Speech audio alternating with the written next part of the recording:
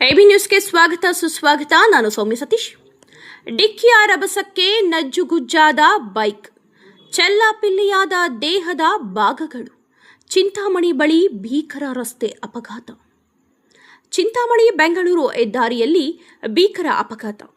ಅಪರಿಚಿತ ವಾಹನ ಡಿಕ್ಕಿಯಾಗಿ ಬೈಕ್ ಸವಾರ ಸ್ಥಳದಲ್ಲೇ ಸಾವು.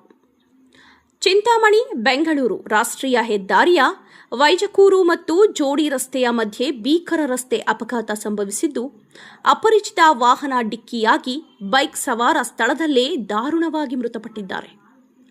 ಮೃತ ಬೈಕ್ ಸವಾರನನ್ನು ಆಂಧ್ರಪ್ರದೇಶದ ಮದನಪಲ್ಲಿ ನಿವಾಸಿ ಕೆಂಚಲ್ಲಾ ಮಧು ನಾಯ್ಡು 28 ವರ್ಷ ಎಂದು ಗುರುತಿಸಲಾಗಿದೆ.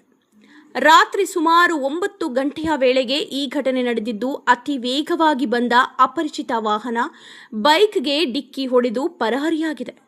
ಡಿಕ್ಕಿಯ ಭೀಕರತೆಗೆ ಬೈಕ್ ಸಂಪೂರ್ಣವಾಗಿ ನಜ್ಜುಗುಜ್ಜಾಗಿದ್ದು, ಅದರ ಮುಂಭಾಗದ ಚಕ್ರವೇ ಸ್ಥಳದಿಂದ ಕಣ್ಮರೆಯಾಗಿದೆ.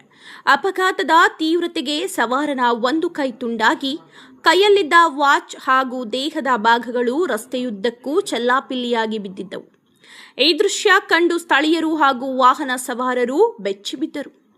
ಹೆದ್ದಾರಿಯ ಮಧ್ಯದಲ್ಲೇ ಅಪಘಾತದ ಅವಶೇಷಗಳು ಹಾಗೂ ಮೃತದೇಹ ಬಿದ್ದಿದ್ದರಿಂದ ಚಿಂತಾಮಣಿ ಬೆಂಗಳೂರು ರಸ್ತೆಯಲ್ಲಿ ಸುಮಾರು 1 ಗಂಟೆಗೂ ಹೆಚ್ಚು ಕಾಲ ವಾಹನ ಸಂಚಾರ ಸಂಪೂರ್ಣವಾಗಿ ಅಸ್ತವ್ಯಸ್ತಗೊಂಡಿತ್ತು. ಇದರಿಂದ ಪ್ರಯಾಣಿಕರು ಹಾಗೂ ಸಾರ್ವಜನಿಕರು ತೀವ್ರ ಕಿರಿಕಿರಿ ಅನುಭವಿಸುವಂತಾಯಿತು.